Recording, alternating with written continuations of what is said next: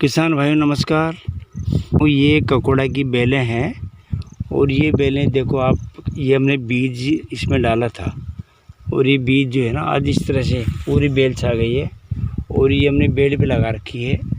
तो ये एक बेड पे जो है दोनों साइड में 1-1 फीट पे ये लगाया है और बेड से बेड की दूरी भी लगभग 4 फीट की है। तो आप भी इस तरह से जो है बेड पे लगाओ तो ठीक रहेगा। बारिश का मौसम है और बेड पे बेल अच्छी फैल पाएगी, आपके फल भी ख़राब नहीं होंगे।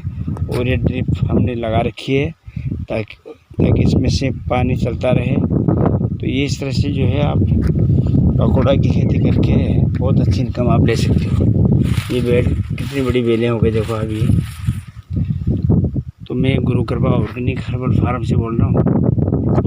तो आप भी जो किसान भाई अब भी खेती करना चाहते हैं वो हमारे यहाँ से बीज उपलब्ध है। बीज और इसके गांठ यानी कि ट्यूबर हमारे यहाँ उपलब्ध है गुरु कृपा ऑर्गेनिक हर्बल फार्म पर।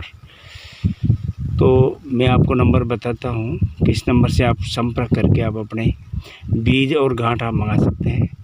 8058440451।